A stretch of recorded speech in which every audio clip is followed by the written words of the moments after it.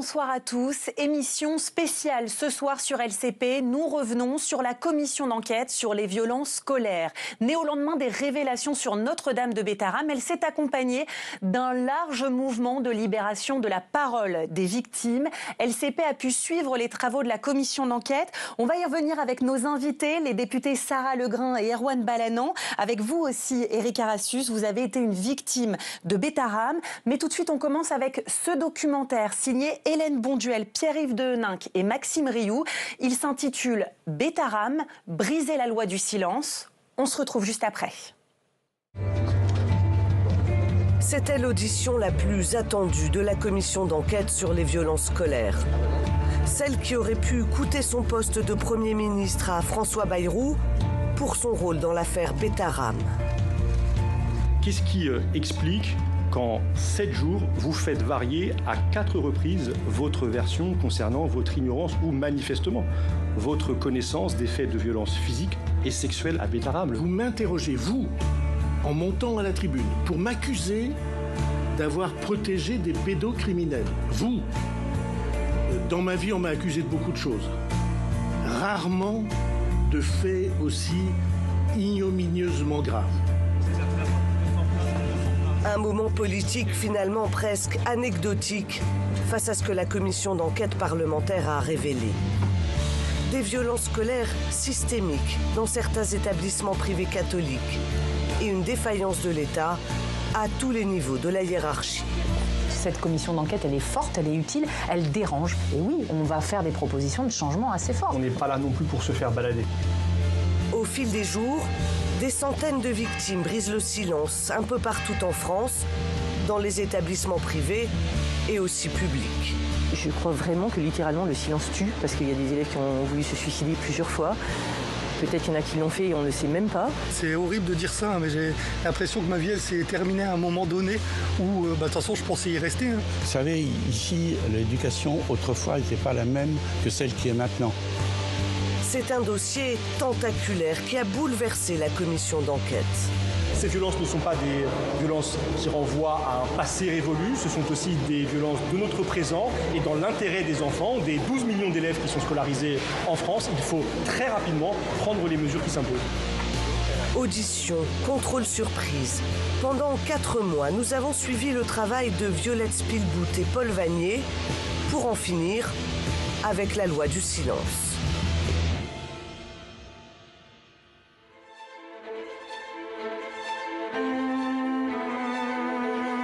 Au bord du Gave, encaissé au pied des montagnes pyrénéennes, Notre-Dame de Bétharram. C'est dans cet établissement privé catholique aux murs imposants que le scandale a éclaté. Un détonateur pour la commission d'enquête qui va se plonger dans des décennies de violences physiques et sexuelles. Le chemin des sanctuaires de Bétharram, Alain Esquer l'emprunte chaque jour depuis son enfance. C'est un peu son chemin de croix.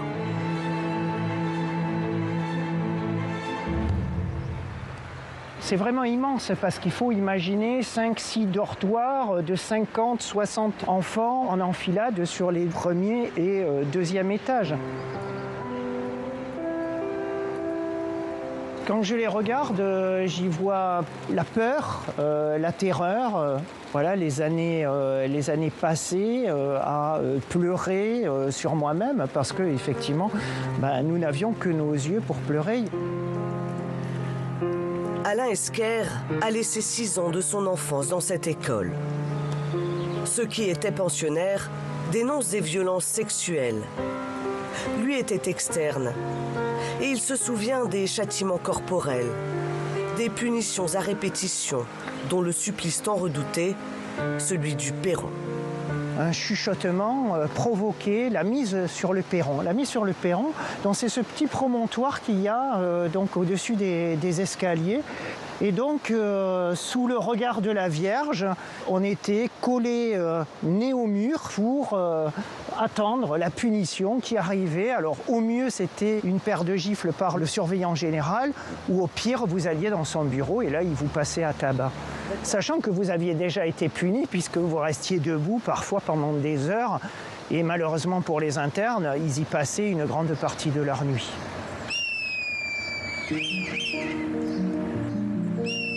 L'ancien élève vit toujours à quelques pas de Betaram. Pendant longtemps, il s'est tu. Et puis, il y a 2 ans, il croise un de ses anciens tortionnaires. C'est le déclic. Il lance un appel sur Facebook pour recueillir les témoignages d'autres victimes, comme lui.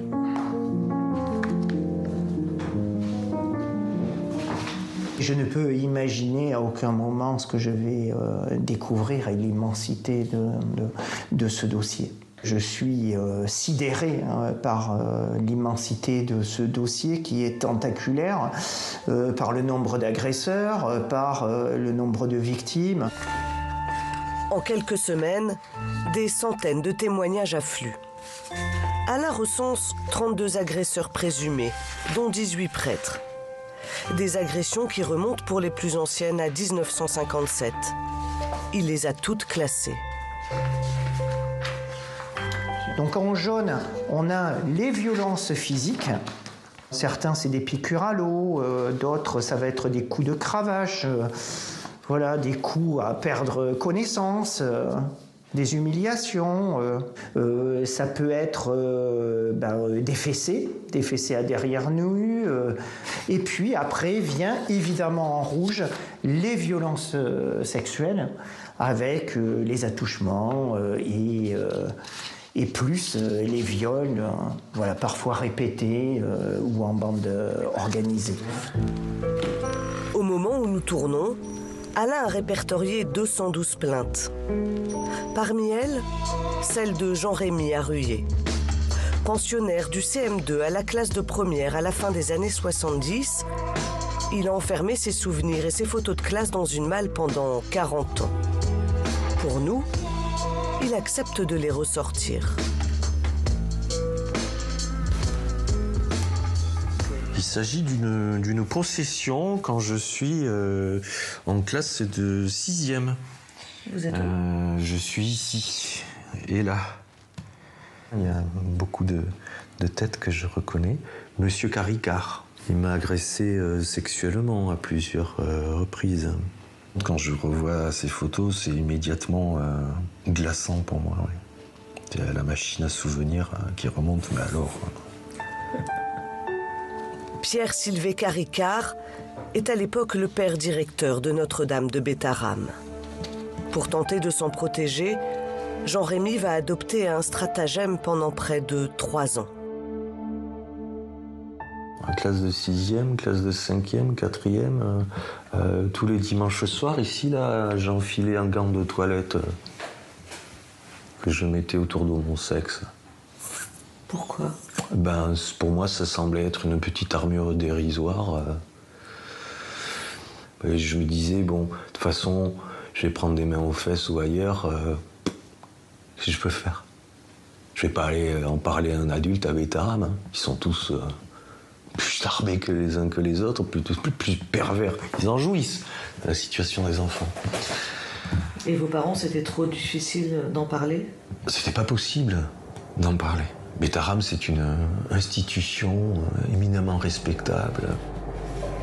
En 1998, le père Caricard est mis en examen pour viol, puis libéré.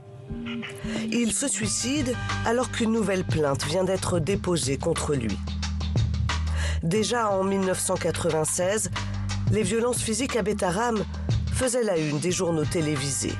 Polémique à l'Estelle Betaram, près de Pau. Le père d'un élève de 14 ans, inscrit dans un collège privé, a déposé plainte pour coups et blessures volontaires et traitements inhumains et dégradants. Notre-Dame de Betaram est réputée pour sa sévérité, mais il semble cette fois-ci que certains élèves aient été victimes de sévices qui vont au-delà de la simple punition. Des parents viennent de porter plainte pour coups et blessures. Ils dénoncent, je cite, des méthodes barbares et des punitions moyenâgeuses. Parmi les parents d'élèves de Betaram à cette époque, l'un d'eux est très connu. Il est même ministre de l'Éducation nationale, François Bayrou. Il va diligenter une inspection express de l'établissement. Malgré les plaintes, le rapport conclut à l'absence de dysfonctionnement. Toutes les informations que le ministre pouvait demander, il les a demandées. Toutes les vérifications ont été favorables et positives. Le reste suit son cours. Le poids du silence retombe sur l'institution pendant 25 ans. C'est une enquête de Mediapart qui va relancer l'affaire Betaram en février 2025 et mettre en cause celui qui est depuis devenu Premier ministre. Le média d'investigation accuse François Bayrou d'avoir menti pour la défendre. C'est en lisant cet article que le député Paul Vannier découvre le scandale de Betaram. J'ai compris que, à nouveau, c'est la question du contrôle des établissements privés était posée à travers cette affaire Betaram. Et donc j'ai proposé à mon groupe parlementaire d'interpeller le Premier ministre sur cette question. Monsieur le Premier ministre, pourquoi n'avez-vous pas protégé les élèves de l'école Notre-Dame de Betaram, victimes de violences pédocriminelles? Alors j'affirme que je n'ai jamais été informé de quoi que ce soit de violence ou de violence a fortiori sexuelle. Jamais. Et à la suite de ces questions, je fais la proposition de création d'une commission d'enquête parlementaire à la présidente de la commission des affaires culturelles et de l'éducation. Cette proposition est mise au vote, elle est votée et quelques jours plus tard encore, je deviens co-rapporteur. Donc tout ça est allé très vite. La commission d'enquête sur les modalités du contrôle de l'État et la prévention des violences scolaires est lancée. Le député insoumis va travailler aux côtés de la macroniste Violette Spilbout. Deux rapporteurs que tout oppose politiquement, mais qui vont faire front commun. Et ça commence par un déplacement surprise au ministère de l'Éducation nationale. Aujourd'hui, on a un certain nombre de documents que nous allons pouvoir analyser parce que c'est le premier jour de travail de cette commission d'enquête et nous souhaitons préparer très sérieusement l'audition des victimes. Nous avons découvert qu'il n'existe pas, et c'est très étonnant, qu'il n'existe pas de dossier Betaram. Et donc nous allons poursuivre nos investigations pour comprendre à quel moment ces faits ont été détectés ou n'ont pas été détectés en effet par l'Éducation nationale. Les archives, ils vont aller les chercher directement à la source. Un contrôle sur pièce et sur place à Notre-Dame de Betaram. Ils vont découvrir que l'institution n'a quasiment jamais été contrôlée, comme la plupart des établissements privés. Un contrôle en moyenne tous les 1500 ans. Betaram, l'arbre qui cache la forêt des violences scolaires et de l'omerta qui les entoure. En quelques jours, des dizaines de collectifs de victimes se constituent un peu partout en France. Violette Spilbout et Paul Vannier sont submergés de témoignages.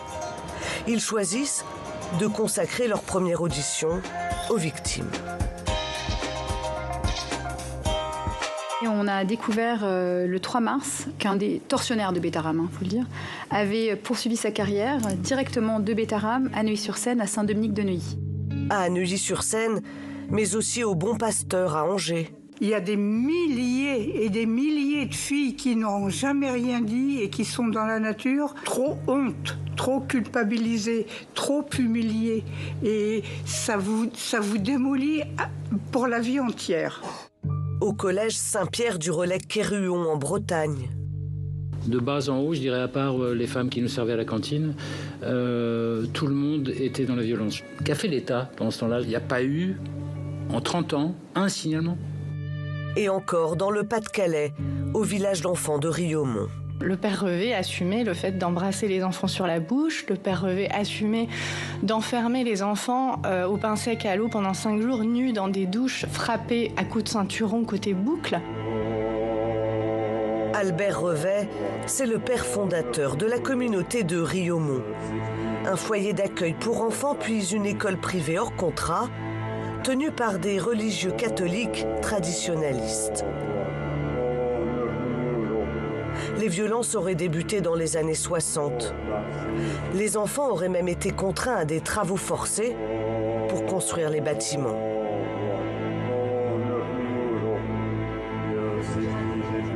Riaumont semble aujourd'hui encore figé dans le temps, à l'abri des regards, sur cette colline boisée du Pas-de-Calais. C'est cet édifice, austère, que les 2 parlementaires sont venus contrôler. Je pense qu'il faut qu'on aille vite, tout de suite, en arrivant, en leur disant tout de suite ce qu'on veut. Oui. Et on peut peut-être commencer par la question des archives. Oui. Et de l'internat tout de suite. Archives, internat. Voilà. Bonjour monsieur, c'est Radio Média. Bonjour. Et j'invite les journalistes qui ont déjà parlé de notre plainte en diffamation à venir. Les autres, vous pouvez faire des images à l'extérieur. Le ton est donné. La visite s'annonce tendue. Bonjour. Alors c'est une commission d'enquête parlementaire, monsieur. Oui. Et donc nous sommes, je laisse piloter moi-même, le co-rapporteur de cette commission d'enquête. Et donc si vous voulez bien, on va rentrer. C'est le chargé de l'administration presse. Ouais, il a l'air efficace. Il m'a déjà bien dégoûté, le gars là. Ouais. Il était sale. Dégueulasse. Ah, t'as vu ses taches là? Dégueulasse. Oui, c'est ici. À l'entrée, le père Tabourin tente de défendre son établissement avant d'être interrompu. 80% de nos anciens disent qu'ils ont été heureux ici. 10% sont ni chaud ni froid et 10% sont mécontents. Voilà, il faut écouter les 10% de mécontents, mais enfin, il ne faut pas exagérer. Vous permettez d'être dans les 10% de mécontents qui ont reçu le jour de la fin de l'année. Oui. Voilà. Tu te souviens? Tu te souviens que tu m'as mis une baffe? Non, c'est pas moi, c'est le frère Olivier, tu mélanges. Pardon? Tu mélanges avec le frère Olivier. Non, je ne mélange pas avec le frère Olivier. Je me souviens très bien que tu m'as mis une baffe en fin d'année, un jour avant la fin de l'année scolaire, parce que j'ai refusé de ramasser des feuilles mortes. 3 victimes ont profité de la visite des députés pour revenir sur les lieux de leur souffrance. J'ai eu du mal à monter, je ne rentrerai pas. C'est ce que je disais à Bruno, c'est ma prison et j'en suis sorti, je ne veux plus y rentrer. Je suis quasiment prêt à pleurer tellement ça me fait mal de revenir ici. Je pense qu'un enfant de 9 ans qui se prend des coups de rangers, des claques, des coups de poing ou autres sévices, j'ai l'impression d'être mort ici en fait. C'est horrible de dire ça, mais j'ai l'impression que ma vie elle s'est terminée à un moment donné où de toute façon je pensais y rester. Hein. Notre caméra est finalement autorisée à visiter l'institution sous bonne escorte. On va faire la visite, ceux qui sont restés. L'école a fermé en 2019. Et depuis janvier dernier, Riomont n'a plus l'autorisation d'accueillir de mineurs. Et quoi là? C'était les salles de classe.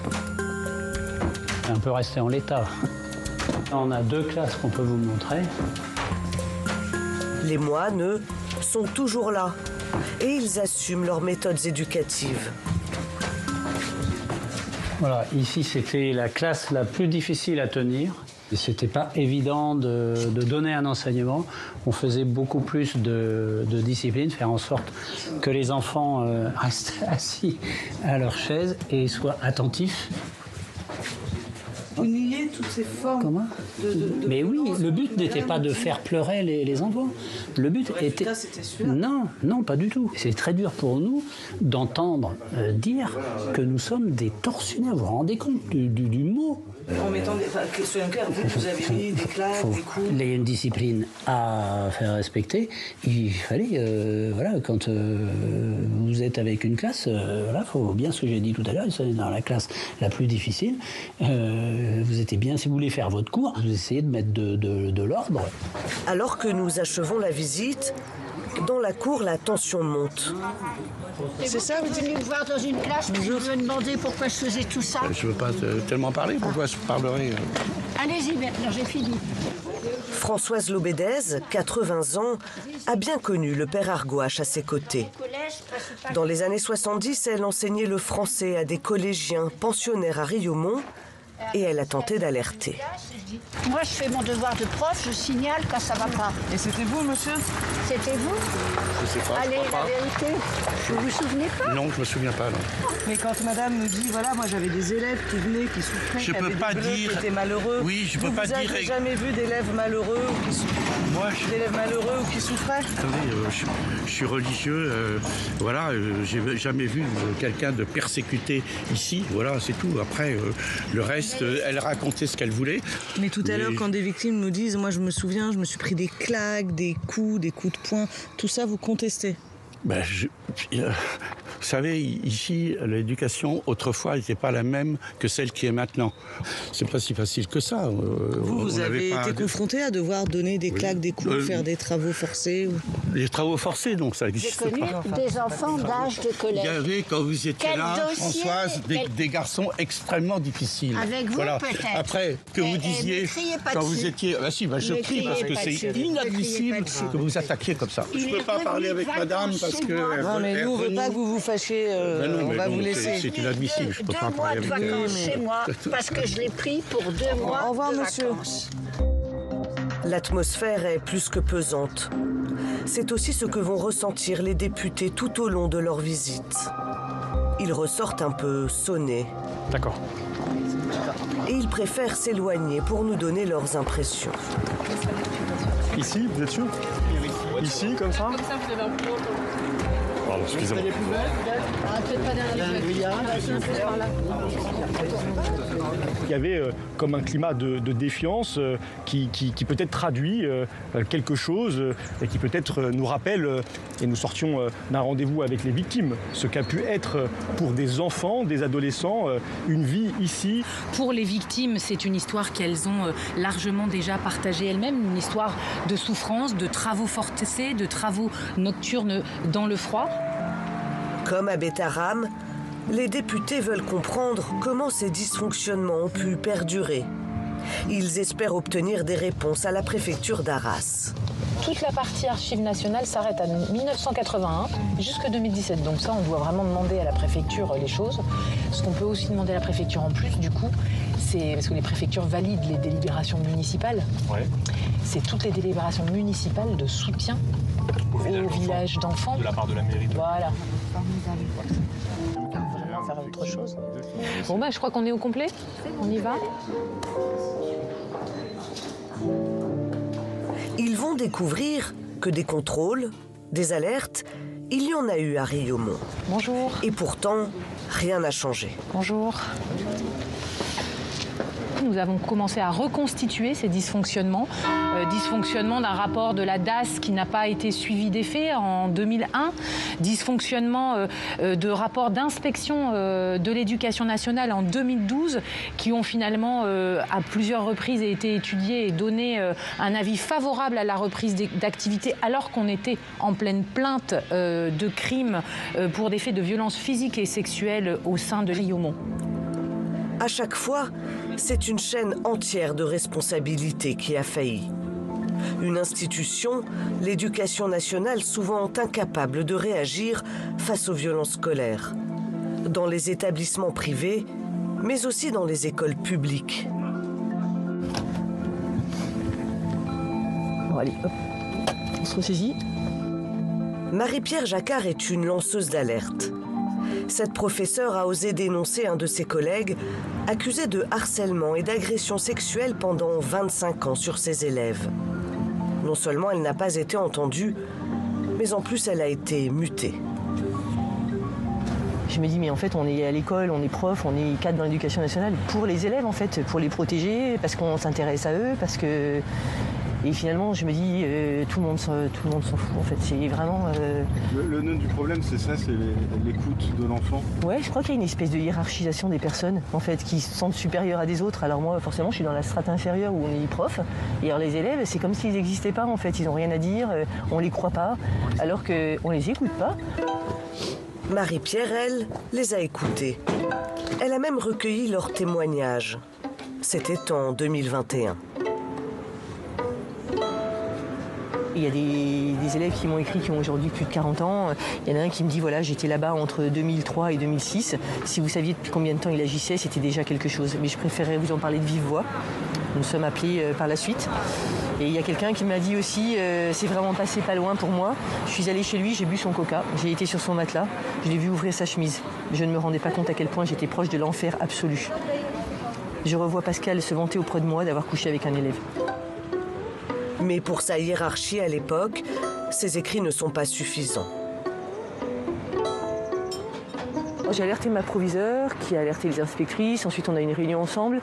Et là, on m'a dit qu'il n'y avait pas de preuves, pas de plainte, qu'il n'y avait rien à lui reprocher, en fait. Donc moi j'ai dit je crois que c'est grave, vraiment, il faut vraiment faire quelque chose et je me suis dit ça va se faire et en fait ça s'est pas fait. Pendant 2 ans, Pascal Vey continue d'enseigner, jusqu'à ce que la justice se saisisse du dossier. Il se suicide la veille de sa garde à vue. Il n'y aura pas de procès. Paul Vanier et Violette Spielbout ont découvert l'affaire du lycée Bayen pendant leur commission d'enquête. Ils ont tenu à saluer Marie-Pierre Jacquard. Salut. Et nous avons d'être là devant le lycée. Merci à vous. Merci à vous beaucoup. Et puis, on vous en prie, suivez nos travaux, on vous informe bien sûr. Voilà. Et bon courage à vous. Ouais, merci beaucoup pour la démarche parce que je pense que c'est vraiment important. Les auditions sont publiques, les conclusions sont publiques. Voilà, donc ça vous permettra aussi avec les autres victimes de continuer le chemin. Tout le monde aussi. Voilà. Tout le monde espère. Merci beaucoup. On va faire le maximum. Plaisir. Au revoir. À bientôt. Merci. Les députés veulent comprendre pourquoi les signalements n'ont pas été pris en compte. Vérifier aussi que depuis, le lycée a mis en place des protocoles d'alerte. Pour les co-rapporteurs, ces contrôles sur pièce et sur place sont essentiels. Les archives qu'ils récupèrent permettent d'enrichir les auditions, de confronter les protagonistes à la vérité. T'as tout pris? Tout. Vas-y, regarde. Hop. À l'Assemblée nationale, c'est dans cette salle que Violette Spielbout et Paul Vanier passent la plupart de leur temps pour débriefer ces contrôles et préparer leurs auditions. Là, c'est matériel. Voilà à quoi servent les contrôles sur place et sur pièce, à aller chercher des documents qui sinon seraient restés bien méconnus, inconnus. Et ils sont essentiels, ces documents. Alors c'est vraiment des milliers et des milliers de pages là. Il y a près de 10 000 pages de documents. Il y a beaucoup de documents qui nous arrivent aussi des archives nationales parce qu'on a fait un certain nombre de requêtes, notamment sur les échanges entre les ministres, les cabinets ministériels, les administrations, les associations. Comme cette lettre, envoyée par le secrétaire général de l'enseignement catholique en novembre 2024 au ministère de l'Éducation nationale. Un document crucial. C'est un courrier très important parce que ce secrétaire général, M. Delorme, publiquement a affiché, souvent a revendiqué son souhait de voir les contrôles être généralisés dans les établissements qui relèvent de son réseau. Et dans ce courrier, il dit les choses de façon très différente. On peut constater dans ce courrier qu'il s'oppose au renforcement du contrôle, des contrôles et un guide du contrôle qu'il qualifie par exemple de manuel de l'inquisiteur. Ce courrier, Paul Vanier va l'utiliser face à Philippe Delorme. Dans ce courrier, vous indiquez notamment que, je vous cite, c'est vous, Monsieur Delorme, qui signez ce courrier, « Les établissements privés associés à l'État par contrat ne peuvent être contrôlés comme les établissements hors contrat. Ils ne peuvent pas non plus être contrôlés comme le public. » L'organisation de la vie scolaire nous est propre et fait partie de notre liberté. Vous qualifiez ce guide dans ce courrier, je vous cite, Monsieur Delorme, de « manuel de l'inquisiteur ». Et vous considérez que ce guide participe, je vous cite encore, d'un système de délation. Alors, je vous pose des questions très directes, Monsieur le secrétaire général. Est-ce que vous considérez que les inspecteurs de l'éducation nationale sont des inquisiteurs? Non, ils ne sont pas des inquisiteurs, Monsieur le rapporteur. Très bien, c'est pourtant ce que vous avez écrit dans ce courrier. Nous n'écririons pas forcément la même chose aujourd'hui. Confronté à son courrier qui date d'à peine 6 mois, le secrétaire général de l'enseignement catholique a changé de discours. C'est un point que nous considérons comme un point d'avancée, signe de l'utilité de notre commission d'enquête. Ça met des personnalités qui ont des responsabilités en face, sous serment, en face d'un public qui attend des réponses, par exemple sur le sujet des violences sexuelles dans des établissements privés sous contrat. On n'est pas là pour piéger qui que ce soit, mais on n'est pas là non plus pour se faire balader. Et ces documents nous garantissent qu'on ne le sera pas. La commission a réalisé 140 auditions, mais l'une d'elles est particulièrement attendue. Ce 14 mai, les rapporteurs s'apprêtent à entendre le Premier ministre, François Bayrou. L'ambiance promet d'être électrique. Le député LFI Paul Vanier a réclamé sa démission 3 mois plus tôt et l'accuse toujours d'avoir menti. Je vous invite donc, Monsieur le Premier ministre, à lever la main droite et à dire « je le jure ». Je le jure. Le duel peut commencer, et cette fois sous serment. Monsieur le Premier ministre, le 11 février dernier, ici même à l'Assemblée nationale, vous avez déclaré, je vous cite, « Je n'ai jamais été informé de quoi que ce soit de violence ou de violence a fortiori sexuelle Jamais. Monsieur le Premier ministre, maintenez-vous aujourd'hui sous serment devant notre commission d'enquête cette déclaration? Celui qui ment ce jour-là, le 11 février, ce n'est pas celui qui répond à la question, c'est celui qui pose la question. C'est-à-dire vous. Vous n'avez pas répondu à ma question, je la repose donc à nouveau. Je maintiens que les seules informations que j'ai eues étaient celles qui étaient dans le journal. Je n'en ai pas eu d'autres. De votre connaissance. Et la passe d'armes entre la Commission et François Bayrou continue. Monsieur Vanier, j'ai déjà décrit votre méthode qui consiste à essayer de tirer la réalité pour nourrir un procès en scandale. Excusez-moi, juste, je pense qu'il faut prendre aussi le pli, c'est-à-dire répondre à la question qu'on vous a posée. Je n'ai rien caché, madame, et je vous demande d'adopter une formulation qui respecte ce que vous convoquez devant cette commission. Il se trouve que je n'ai pas eu le sentiment que la commission était totalement objective. Nous savons que nous avons le Premier ministre en face de nous et c'est très important d'être juste et factuel dans les questions que nous vous posons. Mais à l'inverse, je vous demanderai effectivement de ne pas considérer que tout ce travail est à charge contre vous. Bien, je crois que nous avons terminé cette longue audition de Monsieur le Premier ministre. Nous vous remercions et nous arrêtons là. Merci beaucoup. 5h30. 5h30 de bras de fer, pendant lesquels chacun campera sur ses positions. Un Premier ministre qui se défend d'avoir menti et une commission d'enquête qui pointe ses approximations.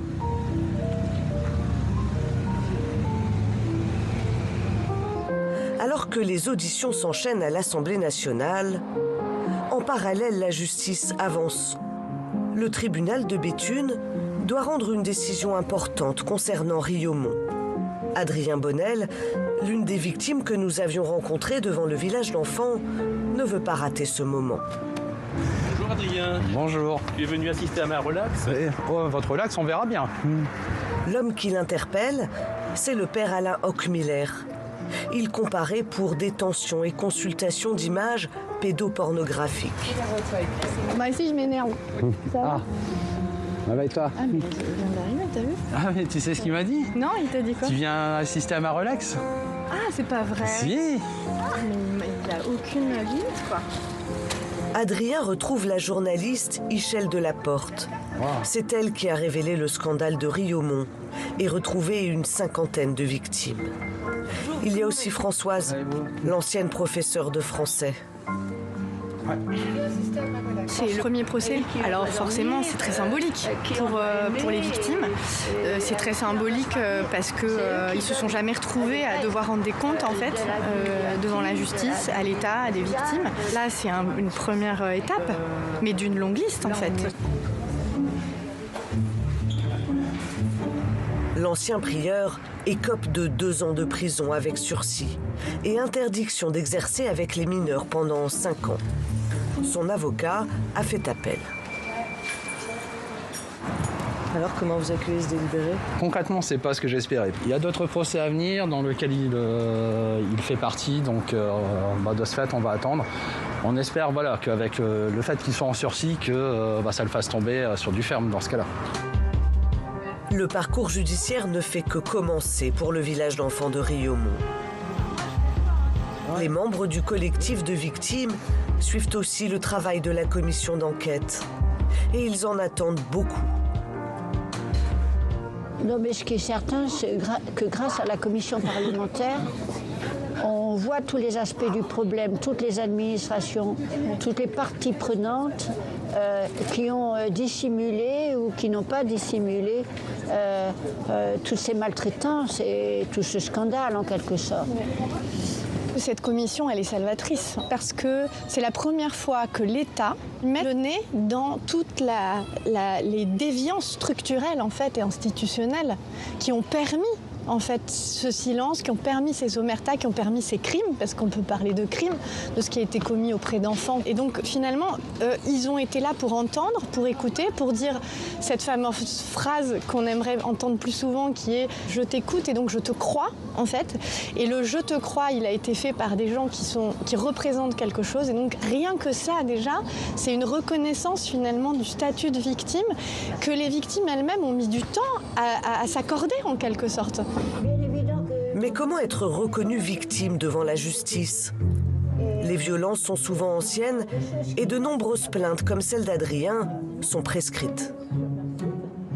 Ce que je voudrais pour ma part, mais je pense que c'est beaucoup de monde, c'est la levée de la prescription dans le cas des faits qui se sont produits sur les mineurs. Que la loi change. Que la loi change là-dessus. Ces attentes, Violette Spielbout et Paul Vanier les ont en tête au moment de présenter leur rapport. Ils ont élaboré 50 recommandations pour mettre fin aux violences scolaires et pour que les victimes soient enfin reconnues.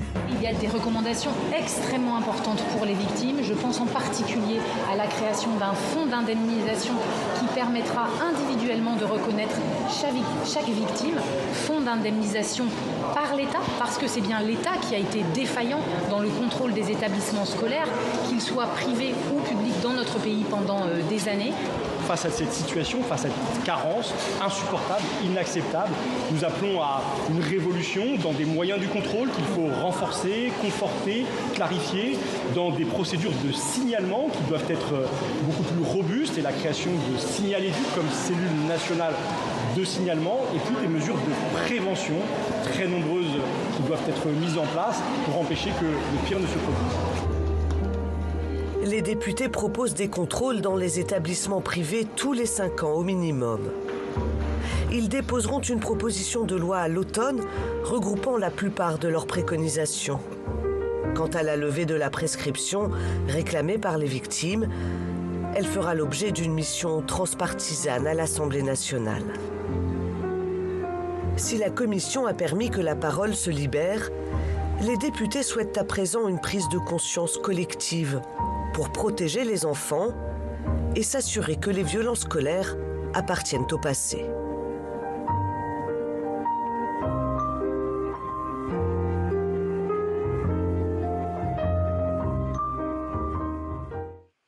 Voilà donc pour ce documentaire Bétharram, briser la loi du silence, signé Hélène Bonduel, à la caméra Pierre-Yves Dehenin qui est au montage Maxime Rioux. On est donc de retour sur ce plateau avec vous, Sarah Legrain, vous êtes députée La France Insoumise de Paris, Erwan Balanant, vous êtes député Les Démocrates du Finistère et Éric Arassius, vous êtes vous victime de Bétharram, vous y avez été à la fin des années 90. Bonsoir à tous les trois. Évidemment, vous avez suivi ces travaux, vous avez regardé ce documentaire. Ce qui est saisissant, je trouve, c'est la force de ce mouvement de libération de la parole. Éric Arassius, est-ce que ça vous a étonné ? En fait, c'est quelque chose qui était attendu. Ça fait longtemps qu'on espérait qu'il y ait une libération de la parole. Le collectif des victimes existe depuis 4 ans maintenant, je crois. Et on attendait vraiment le fait que François Bayrou se retrouve Premier ministre. En fait, ça a permis que ce collectif puisse parler et puisse être médiatisé. Sarah Legrain, on voit des victimes qui sont prêtes à témoigner, prêtes aussi à confronter leurs agresseurs. C'est saisissant dans le documentaire. Oui, c'est frappant, parce que ça montre aussi l'ampleur de ces événements-là. Et c'est vrai qu'on sait depuis les travaux de la Civis, les travaux de la SIAZ, l'ampleur des violences dans la société. Mais là, de voir tout ce qui s'est libéré pendant le temps même de la commission d'enquête, avec 8 collectifs seulement au début, 80 collectifs de victimes sur 270 établissements à la fin, au moins ça montre aussi une forme d'utilité de cette commission d'enquête directe et aussi une forme de confiance dans la libération de la parole de la part des victimes avec le sentiment d'être entendu. Maintenant, il faut que ça soit suivi des faits. Justement, on va revenir sur les préconisations. Vous, Erwan Balanant, vous aviez aussi été à la tête d'une commission d'enquête sur les violences dans le milieu du cinéma, de la mode, de la culture plus généralement. Là, dans le milieu scolaire, il y a aussi ce mouvement, ce libération de la parole, ce MeToo un peu scolaire. Ouais, mais je ne crois pas que ça soit vraiment une libération de la parole. C'est juste peut-être, je l'espère, la fin d'une surdité sociétale. En fait, c'est notre société qui n'entendait pas les victimes depuis très longtemps. Il y a eu des victimes qui ont dit, il y a même eu des faits judiciaires. Et moi, c'est la question que je pose depuis un moment, c'est pourquoi notre société n'entend rien dès qu'il s'agit de la violence autour des enfants. Autour de la violence sur les féminicides, on a eu une parole et une action politique, des choses qui se sont développées depuis maintenant quelques années quand même, mais sur les enfants, sur les violences faites aux enfants dans le monde scolaire, dans le monde de la culture, dans le cocon familial, eh ben, ça fait trop longtemps que cette surdité sociétale est terrible et abîme évidemment un certain nombre de personnes et il faut que ça change vraiment. Éric Carassus disait libération de la parole, mais libération de l'écoute aussi. Vous sentez que les choses bougent, que les choses commencent à changer ? En fait, quand on était à Betaram, il y a 30 ans maintenant, on n'était pas écouté, on n'était pas entendu. La parole des enfants a été un peu minorée. Et aujourd'hui, en fait, le fait de pouvoir s'exprimer devant une commission d'enquête, le fait que tout le monde puisse, puisqu'on s'aperçoit qu'il n'y avait pas que Betaram, il y a Riaumont, il y a Garaison, il y a plein d'autres établissements. Et en fait, se dire, on n'est pas seul. Aujourd'hui, on peut être écouté. Peut-être qu'à l'époque, on était des entités individuelles. Et aujourd'hui, on s'aperçoit que c'est vraiment une chose collective, une prise en charge, vraiment une prise en charge d'ensemble. Et Sarah Legrain, on en parle aussi dans les familles. On nous dit beaucoup, voilà, ça remonte aussi des souvenirs. Alors, pas forcément aussi grave, évidemment. Mais voilà, on sent que les générations peut-être un peu aussi anciennes commencent à parler, à dire ce qu'elles ont vécu. Oui, puis ça pose la question de qu'est-ce qu'on a effectivement entendu ou pas quand les enfants ont parlé. Les enfants ont plein de façons de parler. Parfois, ils disent explicitement les choses. Parfois, c'est leur corps qui parle. Et en fait, ce qui se passe assez systématiquement, c'est que tout ça est minoré, minimisé. Et puis qu'on reste aussi avec parfois, malheureusement, et c'est encore présent, une vision de l'éducation qui est que, eh bien, ça peut passer, ça doit parfois passer quand les enfants sont durs, par des violences. Et en fait, en faisant cela, on légitime des violences et on sait qu'il y a un continuum de violences et qu'en légitimant les premières violences éducatives, eh bien derrière, on vulnérabilise les enfants et on les expose à tout le continuum des violences, y compris les violences sexuelles. Donc il faut que tout ça bouge et si ça bouge dans les familles, tant mieux aussi. Alors, on va parler des recommandations faites par le rapport. On va s'intéresser tout d'abord aux victimes. Éric Carassus, qu'est-ce qu'elles attendent ? Une reconnaissance, un pardon peut-être de l'État, de l'indemnisation, de l'accompagnement ou tout ça en même temps ? Indemnisation, moi je ne demande pas d'indemnisation. En fait, je demande qu'on on reconnaisse les erreurs qui sont passées. Peut-être un manque d'accompagnement, un manque de surveillance de ces établissements à l'époque, parce que plusieurs personnes ont alerté et ces établissements n'ont pas été contrôlés à l'époque. Peut-être superficiellement, parce qu'on voit qu'il y a quand même eu un inspecteur qui est venu, peut-être pas bien comme ce qui était attendu. Aujourd'hui, les victimes, c'est ça, en fait, c'est 30 ans plus tard, en fait, on peut dire merci, il y a une commission d'enquête qui se passe. Certes, ce qu'on a subi, c'était quand même très préjudiciable à l'époque. Aujourd'hui, il ne faut plus qu'il y ait de Betaram, il ne faut plus de Garaison, plus de Riaumont. On espère qu'en 2025, ça soit fini, toutes ces histoires. Erwan Balanon, c'est vrai que c'est important d'être reconnu en tant que victime. C'est pas symbolique, on a le sentiment. C'est pas symbolique et c'est pour ça que cette commission d'enquête, elle était nécessaire et utile. Et nous, on l'a vu et Sarah m'a accompagné sur la commission d'enquête sur la culture. Nous, on a reçu des tonnes de mails, de témoignages. Et à la fin de la commission d'enquête, et c'est assez émouvant, on a reçu des tonnes de témoignages de remerciements, de dire des gens qui nous ont dit voilà, nous, enfin, la République nous a écoutés. Et ça, c'est un des éléments qui est important dans ces commissions d'enquête, c'est que c'est justement la reconnaissance pour un certain nombre de personnes, dont certaines qui ne peuvent plus porter plainte, d'être reconnues par l'ensemble de la société. Mais ça ne suffira pas. Ça ne suffira pas et il va falloir qu'on travaille sur un certain nombre de sujets et je pense qu'on va en discuter là pour qu'il n'y ait plus jamais ça en réalité et puis que nos enfants soient en sécurité à l'école, dans le monde de la culture et dans les familles. Sarah Legrain, reconnaissance des victimes et est-ce qu'on doit aller plus loin en disant oui, l'État aussi a eu ses défaillances? C'est ce que dit le rapport de la commission d'enquête. Ça va de pair. L'État a failli. Ça va de pair. C'est pourquoi le rapport préconise une reconnaissance par l'État et une indemnisation possible par l'État pour les victimes qui le souhaiteraient. Et ça, c'est très important parce qu'il y a des processus d'indemnisation, par exemple, par l'Église. Mais reconnaître les défaillances de l'État, c'est ce que fait tout ce rapport. Au long des 350 pages de rapport, toutes les préconisations montrent qu'il y a eu des défaillances massives de l'État à toutes ses échelles, locales, nationales, dans toutes ses institutions judiciaires, scolaires. Et ça, le reconnaître et dire, en fait, aux victimes, si nous n'avions pas failli, si l'État n'avait pas failli, si l'action politique s'était menée correctement, eh bien, vous n'auriez pas vécu ce que vous avez vécu, donc on doit le reconnaître. Ça, je pense que c'est très important et ça fait partie du rôle de contrôle des parlementaires dans le cadre de cette commission d'enquête. Éric Carassus, sans forcément, voilà, on voit que c'est pas forcément pointé, on voit que la défaillance, elle était globale, elle était à tous les niveaux. Elle est sociétale en réalité, la défaillance. Sociétale aussi. Et c'est important pour vous, vous aimeriez effectivement qu'il y ait une reconnaissance de l'État, de dire oui, on a failli. Alors voilà, on peut s'imaginer par une déclaration ou quelque chose de ce genre. Ouais, là, je crois que ce rapport le montre concrètement. Mme Legrain vient de le rappeler. Aujourd'hui, c'est vraiment global. On s'aperçoit que localement, il y avait des choses qui étaient appuyées, qui étaient couvertes. Là, on s'aperçoit que même au niveau des ministères, c'était couvert aussi. Donc, c'est une faillite générale. Totalement. Là, aujourd'hui, on s'aperçoit que dans ce rapport, c'est quand même une reconnaissance. C'est ce qui était attendu. On peut dire que c'est une réussite quand même cette commission d'enquête, que ça permet de faire un MeToo enseignement catholique. Donc je pense que c'est ce que nous, en tant que victimes, on attendait en tout cas. Alors, il y a une question qu'on se pose aussi dans cette question des crimes sexuels, et notamment sur les enfants, c'est la question de la prescription. Doit-on aller vers l'imprescriptibilité, Sarah Legrain, des crimes sexuels? On le rappelle, là, c'est 30 ans après la majorité. Ça fait 48 ans. Ça fait 48 ans, exactement. Il y a même parfois une prescription qu'on peut appeler glissante. Il y a une prescription glissante qui peut aller jusqu'à très très loin. Exactement, qui existe. Donc, si les faits ne concernent pas la personne, mais peuvent concerner une autre personne par le même auteur. Mais est-ce qu'il faut aller bien vraiment plus loin, dire c'est imprescriptible? Sarah Legrain. En tout cas, moi, je suis convaincue que c'est un sujet qui doit absolument être travaillé. Tous les collectifs de victimes nous y invitent, la Civis nous y invite depuis un moment. Et je pense que ce sujet est tellement complexe et doit être tellement débattu que je m'associe vraiment à la recommandation qui est faite, qui est une mission sur le sujet, non pas pour retarder la question, mais parce qu'on voit que quand le sujet arrive comme ça par une proposition de loi ou même un projet de loi, en réalité, ça passe difficilement.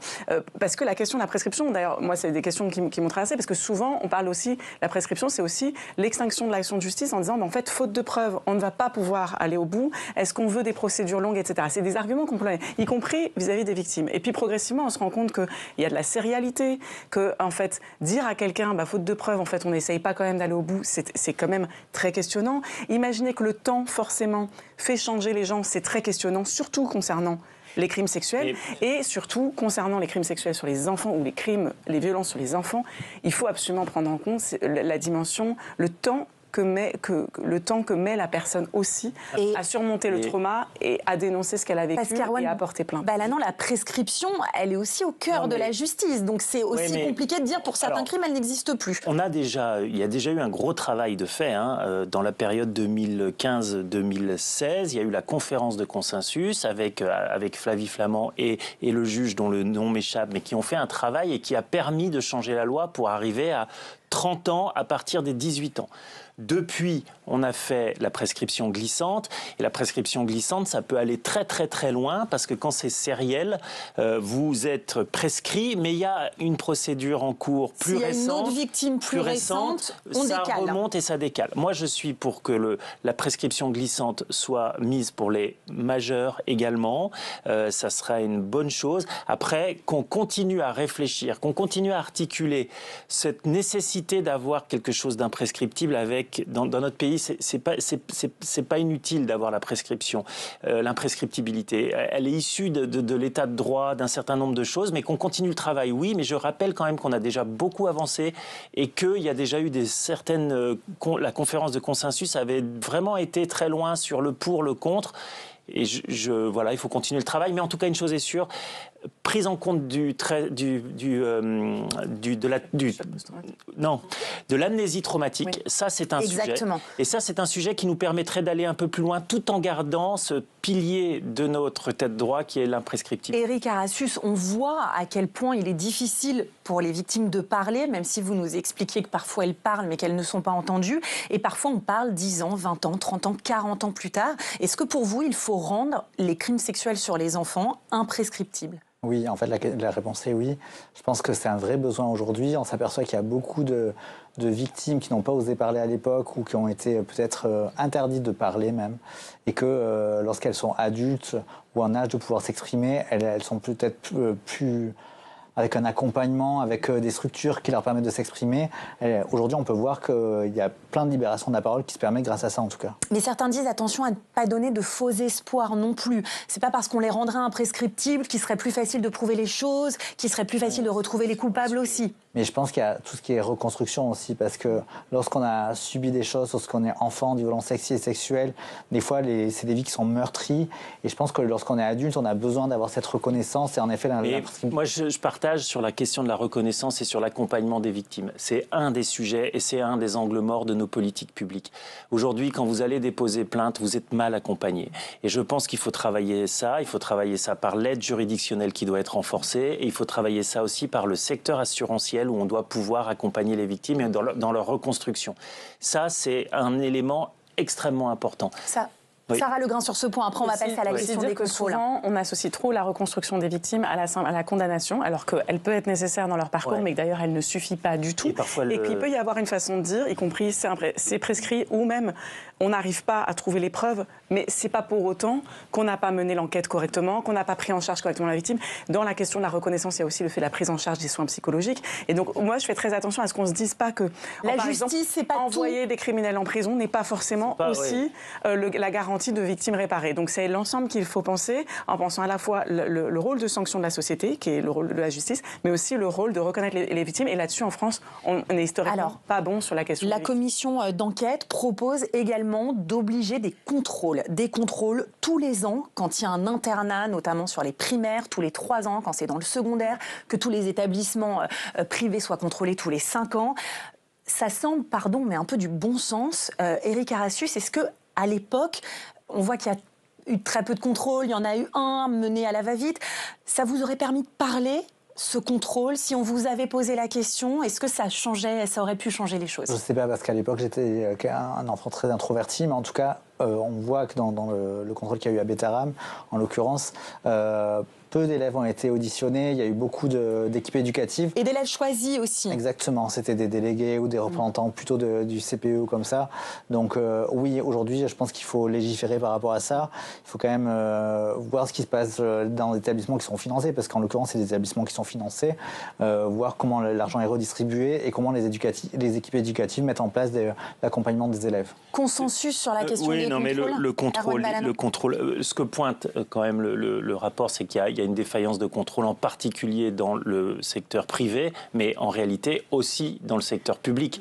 Moi je travaille depuis que je suis député sur la question du harcèlement scolaire. On a fait une loi, cette loi donne des obligations aux établissements. Aujourd'hui, il n'y a pas de contrôle sur ce sujet. Et donc la question du contrôle, elle est fondamentale. Et dans les internats, évidemment, sur la qualité d'accueil et sur la façon dont la vie se passe à l'internat, ça doit être... Sauf que Sarah Legrain, c'est aussi une question de moyens. Oui, il faut de l'argent, il faut des contrôleurs. Ce qui est montré dans ce rapport, c'est que le contrôle, de toute façon, est mal assuré par l'Éducation nationale parce qu'on n'a pas suffisamment d'inspecteurs et ils ne sont pas suffisamment poussés à aller chercher ces questions-là. Ils ne sont pas forcément investis de cette mission-là, mais j'aimerais souligner que le décalage total entre les contrôles qu'il y a dans le public et dans le privé, c'est pas un hasard.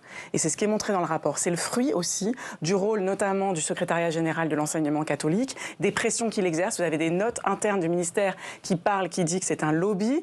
En gros, c'est à l'Église de s'occuper de ces affaires. Vous avez des lettres de ce secrétariat général de l'enseignement catholique qui dit « on ne veut pas de vos inquisitions et d'ailleurs revoyez votre copie, on ne veut pas de ce manuel de contrôle ».